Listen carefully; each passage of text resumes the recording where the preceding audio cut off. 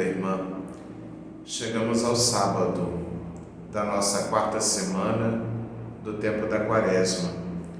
E segundo a proposta do nosso retiro quaresmal, o sábado sempre é o dia da repetição, onde nós retomamos toda a caminhada, todo o percurso dos textos bíblicos, das meditações e das anotações que fizemos ao longo dessa semana, revisitando os textos, recordando, ou seja, trazendo mais uma vez para o coração, de modo que o Espírito de Deus possa nos conduzir e possa nos iluminar no percurso que foi empreendido. Por isso, convido você agora para aquele momento da oração, onde nós, seguindo os passos da oração inaciana, realizamos a oração preparatória. A oração preparatória consiste, em primeiro lugar, escolher um lugar adequado para a nossa oração. Depois, preparar esse lugar com uma vela acesa, uma Bíblia aberta, a imagem de um santo, uma planta, uma flor, aquilo que possa ajudar a criar esse ambiente propício para dispor-se junto do Senhor. Depois, é importante o momento da pacificação, onde cada um de nós procura silenciar o coração, colocar-se em silêncio diante da presença do Senhor, pedindo a Ele que traga essa paz, tanto interna como externa. A paz externa é livrar-se dos barulhos, dos ruídos, da televisão ligada, das distrações do aparelho de celular, de um rádio ou de qualquer outra coisa que possa nos atrapalhar nesse momento. E também a disposição interna, que é justamente desacelerar, tomando uma postura confortável, menos tensa para a oração, concentrando-se na respiração, nos movimentos do corpo de inspirar e expirar, e assim dispor-se para estar na presença do Senhor. E de modo bastante consciente, traçar sobre si o sinal da cruz. Em nome do Pai, e do Filho, e do Espírito Santo. Amém. Nós retomamos o pedido da graça que nos acompanhou ao longo de toda essa quarta semana do tempo da Quaresma. Ó Senhor, Deus da luz e da amizade, dá-me a alegria de um coração mais livre e disponível para abraçar a fraternidade universal como estilo de vida. Faço o meu oferecimento, oferecendo ao Senhor nesse momento da minha oração os meus pensamentos, as minhas orações, minhas ações, todo o meu ser. Eu quero que esteja presente nesse momento de oração. Também apresento ao Senhor tudo aquilo que faz parte da minha vida hoje, as minhas preocupações e também os obstáculos que tenho enfrentado na minha caminhada cristã, para que o Espírito Santo de Deus possa transformá-los segundo a sua presença. Também apresento diante do Senhor, à luz do seu Espírito, os meus pensamentos, os meus sentimentos e os meus desejos, para que o Espírito Santo de Deus possa ordená-los para o louvor e a glória da sua divina majestade. Feito isso, nós vamos retomar aqui um pouco do sentido da oração de repetição, segundo o método de Santo Inácio. A repetição inaciana, ela é um momento de rever o passar de Deus na nossa história e na nossa jornada de fé. A oração de repetição é um recordar do coração o que Deus foi fazendo conosco durante toda a semana quaresmal. A oração da repetição é tomar consciência de duas realidades importantes: a purificação e a iluminação. A purificação como esse tempo da Quaresma que nos chama a pureza do coração, a pureza das intenções, a pureza das obras, e a partir disso que o Senhor vá iluminando os nossos passos a partir da conversão. A repetição, segundo Santo Inácio, é sempre um momento que nos possibilita inundar-nos de gratidão pelo agir de Deus em nós. Portanto, é um momento privilegiado de agradecer. Agradecer por todos esses momentos de oração, agradecer por todos esses momentos em que eu consegui me dispor para que a ação do Espírito de Deus, de fato, pudesse orientar e guiar a minha vida. Como podemos fazer esse momento de oração? Procuro reviver as emoções mais fortes dessa semana. Ao revisitar os textos bíblicos, as meditações e também as anotações que porventura eu tenha feito, eu vou percebendo o que foi mais forte, o que ficou mais gravado no coração. Releio as anotações da semana. Se você tem feito anotações no seu caderno, é o momento de você pegar esse caderno desde o início da semana e poder revisitar o que você escreveu lá. Quais foram as anotações? Quais foram os registros que você fez? Quero deixar ressoar essas perguntas no meu coração. Pergunte-se: o que Deus gravou no meu coração ao longo dessa quarta semana da Quaresma? Por onde passou o Senhor nesses dias dessa semana da Quaresma que nós vamos concluindo? Que sinais será que Deus deixou mais fortes na minha vida ao longo dessa semana? Deixo o amor de Deus falar em mim, converso com o Senhor como um amigo que conversa com outro amigo. Faço o meu colóquio final, dirigindo-me a Cristo, expressando o que o meu coração sente nesse momento: louvor, gratidão, súplica ou quem sabe apenas o silêncio. Procuro-me e disponho-me inteiramente para continuar meu trajeto na quinta semana da Quaresma. Por isso eu convido você agora, nesse momento, a revisitarmos os textos desde o início dessa semana. E lá no início da nossa quarta semana da Quaresma, nós tivemos como o primeiro texto, o texto de João, no capítulo 4, de 43 a 54. Naquele tempo, Jesus partiu da Samaria para a Galiléia. O próprio Jesus tinha declarado que um profeta não é honrado na sua própria terra. Quando então chegou a Galiléia, os galileus receberam-no bem, porque tinham visto tudo o que Jesus havia feito em Jerusalém durante a festa. Pois também eles tinham ido à festa. Assim, Jesus voltou para a Galiléia. Jesus voltou para Caná da Galiléia, onde havia transformado a água em vinho. Havia em Cafarnaum um funcionário do rei, que tinha um filho doente. Ouviu dizer que Jesus tinha vindo da Judéia para a Galiléia. Ele saiu ao seu encontro e pediu-lhe que fosse a Cafarnaum curar o seu filho, que estava morrendo.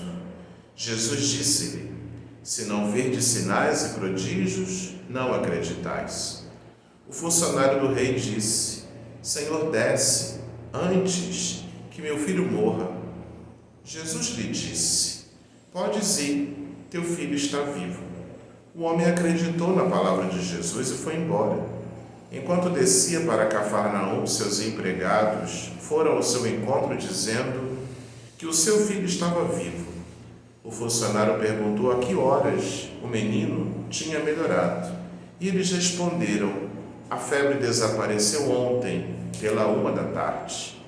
O pai verificou que tinha sido exatamente a mesma hora em que Jesus lhe havia dito: teu filho está vivo. Então ele abraçou a fé, juntamente com toda a sua família. Esse foi o segundo sinal de Jesus. Realizou quando voltou da Judéia para a Galiléia. Esse foi o Evangelho da nossa segunda-feira, do início da nossa quarta semana do tempo da Quaresma. E no nosso livrinho, dentre tantas coisas que nós aqui meditamos, eu destaco apenas um parágrafo do livro que diz assim: Jesus é todo humano, não se deixa determinar pelo seu desafeto, é olhar para além de si mesmo, das próprias carências afetivas, que encontra a saída mobilizando a vontade e o querer para fora de si, de modo a estancar a ferida interna.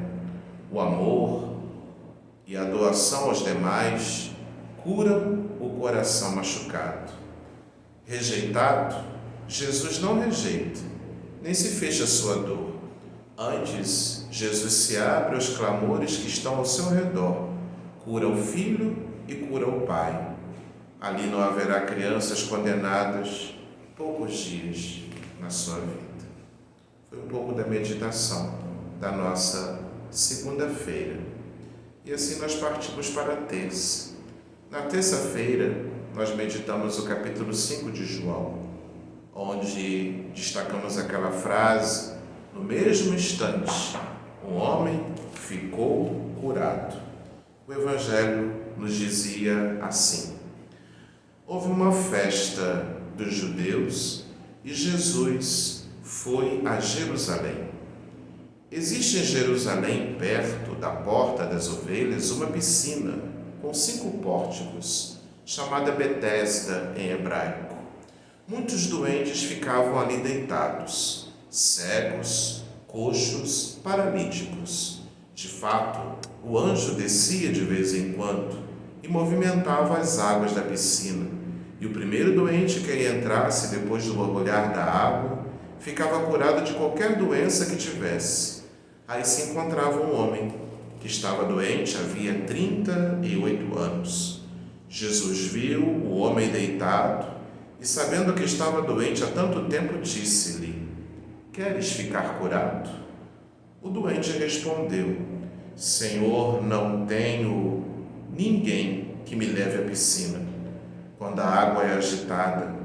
Quando estou chegando, entra outro na minha frente. E Jesus disse: levanta-te, pega a tua cama e anda. No mesmo instante o homem ficou curado. Pegou a sua cama e começou a andar. Ora, esse dia era um sábado. Por isso os judeus disseram ao homem que tinha sido curado: é sábado, não te é permitido carregar a tua cama? Ele respondeu-lhes: aquele que me curou disse: pega a tua cama e anda. Então lhe perguntaram: quem é que te disse: pega a tua cama e anda? O homem que tinha sido curado não sabia quem fora, pois Jesus se tinha afastado da multidão que se encontrava naquele lugar. Mais tarde, Jesus encontrou o homem no templo e lhe disse: eis que agora estás curado, não voltes a pecar, para que não te aconteça coisa pior. Então o homem saiu e contou aos judeus que tinha sido Jesus quem o havia curado. Por isso os judeus começaram a perseguir Jesus, porque fazia tais coisas em dia de sábado. Lembra desse texto? Nós o meditamos na terça-feira.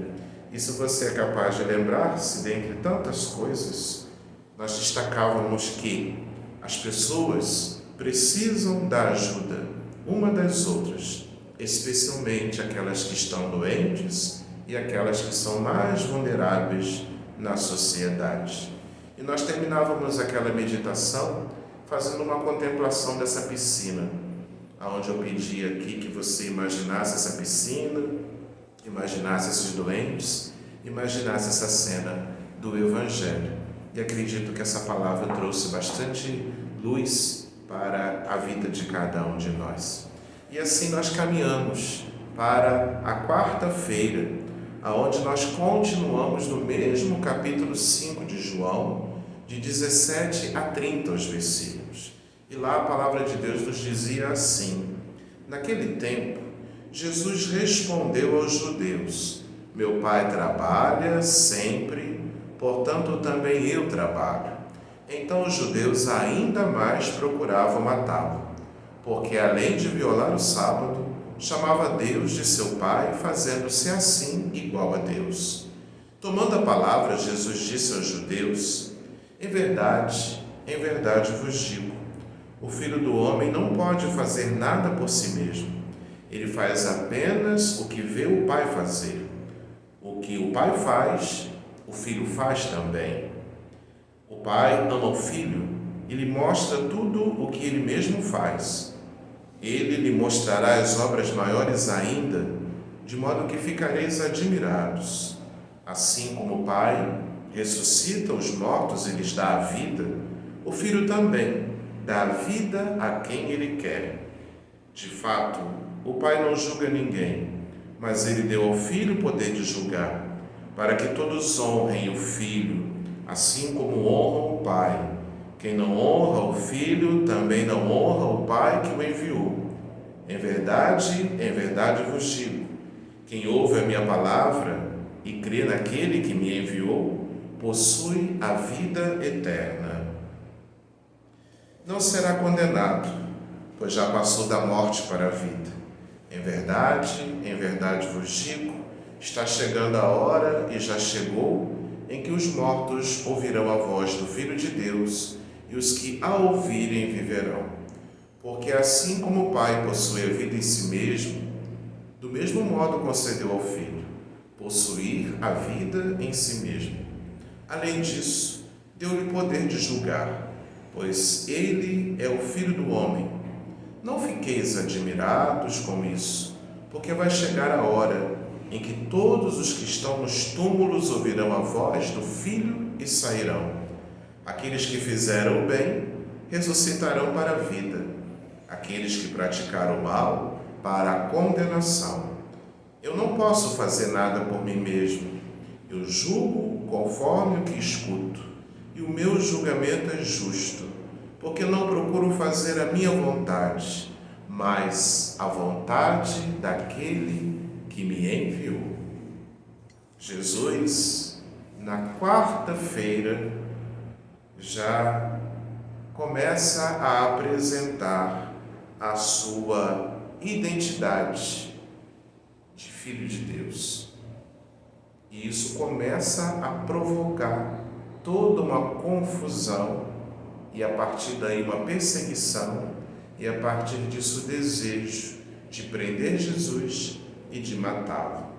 Nós refletimos sobre tudo isso e no meio de tantas coisas eu gostaria aqui de refletir sobre aquilo que nos perguntávamos: como eu reconheço a minha identidade e a minha dignidade de filho e de filha de Deus, esse Deus que me ama e que me chama pelo nome? Como eu vivo essa filiação divina na minha relação, seja com Deus, seja comigo mesmo, seja com os meus irmãos? Lembra disso? Nós meditávamos sobre essas realidades na nossa quarta-feira. Caminhamos mais um pouco, chegamos agora na quinta-feira e nós continuamos no capítulo 5 do Evangelho de João, agora nos versículos mais à frente, do 31 até o 47. E a palavra de Deus nos disse assim: naquele tempo disse Jesus aos judeus: se eu der testemunho de mim mesmo, meu testemunho não vale nada. mas há um outro que dá testemunho de mim, e eu sei que o testemunho que ele dá de mim é verdadeiro. Vós mandastes mensageiros a João, e ele deu testemunho da verdade.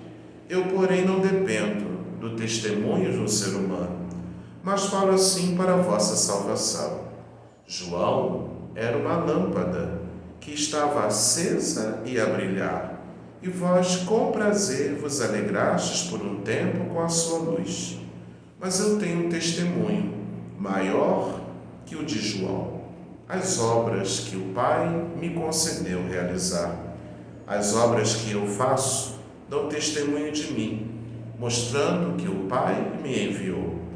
E também o Pai que me enviou dá testemunho a meu favor.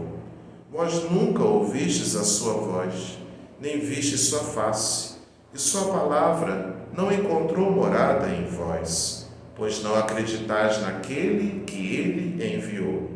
Vós examinais as Escrituras, pensando que nelas possuís a vida eterna.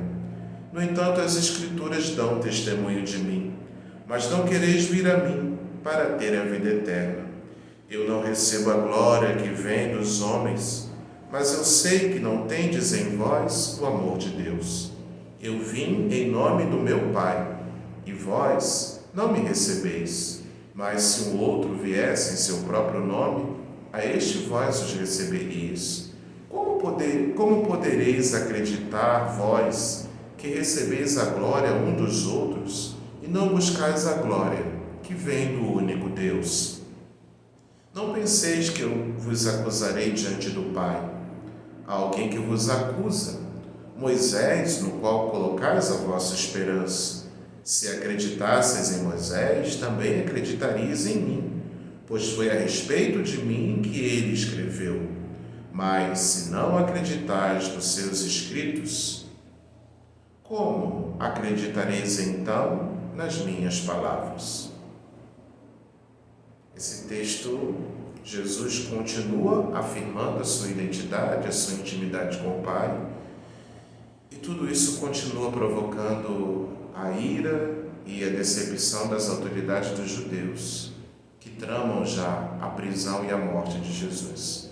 Mas Jesus aqui fala que vários dão testemunho acerca dele. O próprio Pai dá testemunho de Jesus a partir das obras que Jesus entende que ele as faz por causa do Pai. Jesus diz que também os profetas que falaram lá atrás no Antigo Testamento, na chegada do Messias, esses profetas também dão testemunho dele, que os patriarcas também dão testemunho dele, e que até mesmo João Batista, que Jesus disse que foi uma lâmpada no tempo em que esteve por aqui, ele também é a testemunha de Jesus. Portanto, mesmo diante de tantos testemunhos de que Jesus é o enviado do Pai, Jesus denuncia que ainda assim eles não conseguem acreditar na sua palavra. E assim nós chegamos ao Evangelho da sexta-feira. Na sexta-feira nós pulamos do capítulo 5 para o capítulo 7, onde lá atrás havia ainda um desejo de entregar Jesus, de prender a Jesus, e agora no capítulo 7 já existe toda uma situação em que estão procurando saber aonde Jesus se encontra para aí prendê-lo. Jesus, ao mesmo tempo que se esconde, ele se revela, continuando a sua missão com coragem e com destemor. E a palavra de Deus em João 7, 1 a 2, depois o 10 e depois de 25 a 30, nos dizia assim: Naquele tempo Jesus andava percorrendo a Galiléia, evitava andar pela Judéia, porque os judeus procuravam matá-lo. Entretanto, aproximava-se a festa judaica das tendas, quando seus irmãos já tinham subido. Então também ele subiu para a festa, não publicamente, mas sim como que às escondidas. Alguns habitantes de Jerusalém disseram então: Não é este a quem procuram matar? Eis que fala em público e nada lhe dizem. Será que, na verdade, as autoridades reconheceram que ele é o Messias? Mas este nós sabemos de onde é. O Cristo, quando vier, ninguém saberá de onde veio. Em alta voz, Jesus ensinava no templo, dizendo: Vós me conheceis e sabeis de onde eu sou. Eu não vim por mim mesmo, mas o que me enviou é fidedigno. A esse não o conheceis, mas eu conheço, porque venho da parte dele, e foi ele que me enviou. Então queriam prendê-lo, mas ninguém pôs a mão nele, pois ainda não tinha chegado a sua hora. E assim nós revisitamos esse Evangelho que foi proclamado ontem, na sexta-feira. Aqueles que lá atrás desejavam prender Jesus, agora já assumiram essa postura, já tomaram essa decisão de matar o Mestre. Jesus nos apresenta um exemplo de coragem muito grande. Ao mesmo tempo que ele sabe que querem prendê-lo, que querem matá-lo, ao mesmo tempo que no primeiro momento ele evita certas situações em que possam prendê-lo e matá-lo, porque ele entende que ainda não chegou a hora, mas ele não se cala no sentido de negar a sua missão. Jesus não foge da raia e ele procura a festa, que era uma festa importante para os judeus, chamada a festa das tendas, ou a festa das cabanas. Lembrando que os judeus têm 3 festas importantes, que são festas de peregrinação: a festa da Páscoa, a festa das tendas e a festa de Pentecostes. E justamente essa é uma das festas. Então, no meio desse tumulto todo, Jesus vai até a cidade de Jerusalém. E lá ele não perde a chance, a oportunidade, continua a dizer que ele é o enviado do Pai. E é claro que tudo isso vai terminar do modo como nós já sabemos: Jesus vai ser preso e vai ser levado à morte de cruz. Então, esses foram os textos que nós tivemos nessa semana. Convido você, nesse momento, a pensar desses textos todos que nós aqui meditamos, escutamos, o que mais ficou presente no seu coração? Quais foram as emoções que o Espírito colocou na sua vida? O que a Palavra de Deus nesses dias movimentou? Se você pudesse fazer um resumo da sua semana, o que mais ficou presente? Qual desses textos mais te lançou luzes na vida?